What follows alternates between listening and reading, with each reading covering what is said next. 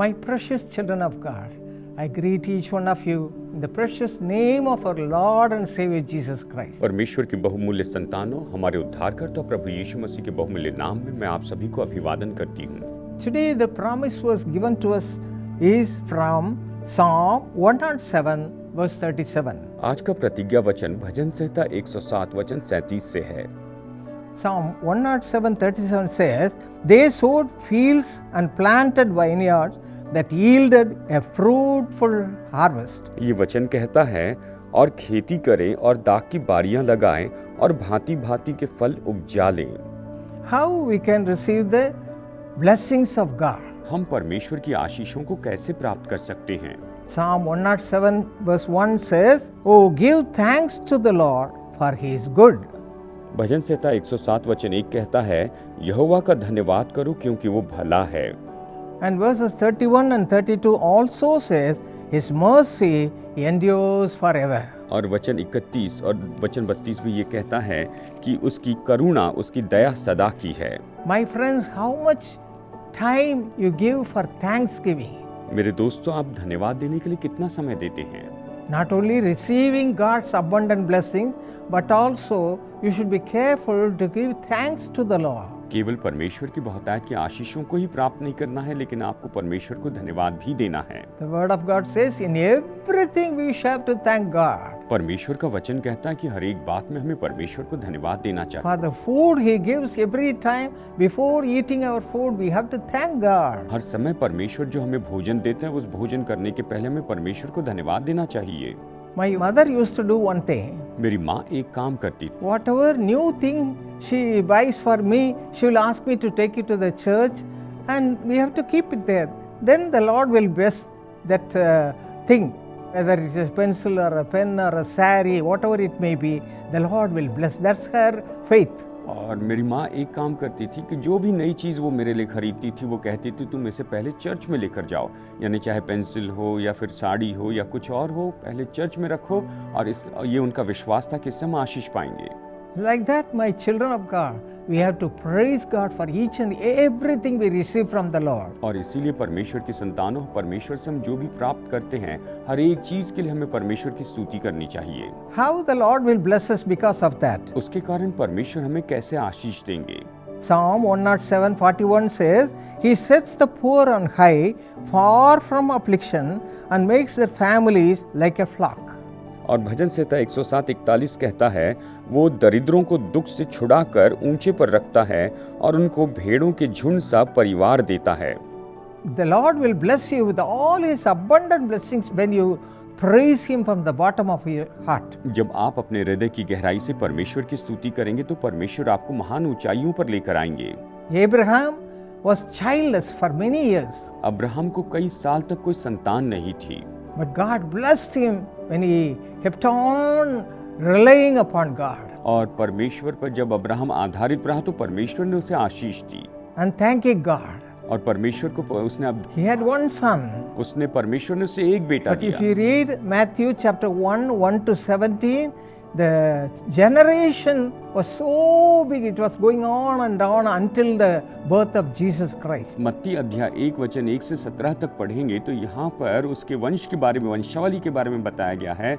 जब ये तो वहाँ से शुरू होकर यीशु मसीह के जन्म तक बताया गया है। So my beloved children, go on thanking God for each and every single thing. और इसीलिए मेरी प्यारी संतानों, आप परमेश्वर को हर एक बात के लिए धन्यवाद देते चले जाएं। And the Lord will bless you abundantly. और परमेश्वर आपको बहुतायत से आशीष Shall we देंगे। pray and thank Him from the bottom of our heart? आइए प्रार्थना करके अपने दिल की गहराई से उसे धन्यवाद दें। Our precious Heavenly Father, thank you, Lord, for all the blessings you have showered upon your children. हमारे बहुमूल्य परमेश्वर, आपने अपनी संतानों के ऊपर जो सारी आशीषों की वर्षा की है, उसके लिए धन्यवाद देते हैं। We give you all praises, O Father. हे पिता, हम आपको सारी स्तुति देते हैं। Accept our thanksgiving. हमारे धन्यवाद को स्वीकार, Supply all their needs. सारी जरूरतें पूरी कीजिए। Lord, let them rejoice in you.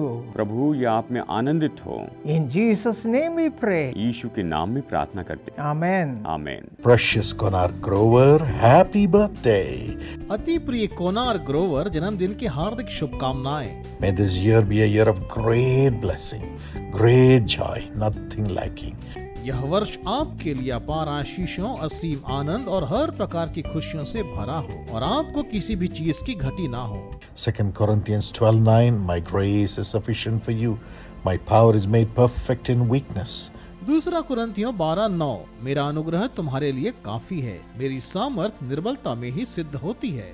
Father, heal the multiple health problems of Konark. Let the court cases be gone in Jesus' name. Addictions go. Salvation come. Spiritual blessings come. Wisdom and knowledge increase. हे पिता, कोनार के अनेक स्वास्थ्य संबंधी समस्याओं को ठीक कर दें। यीशु के नाम से सारे मुकदमे समाप्त हो जाएं, बुरी आदतें दूर हो जाएं, उन्हें उद्धार और आत्मिक आशीषों की प्राप्ति हो, ज्ञान और बुद्धि में वृद्धि हो। Harshita, have great success in the studies and have a government job in Jesus' name, full of the Holy Spirit.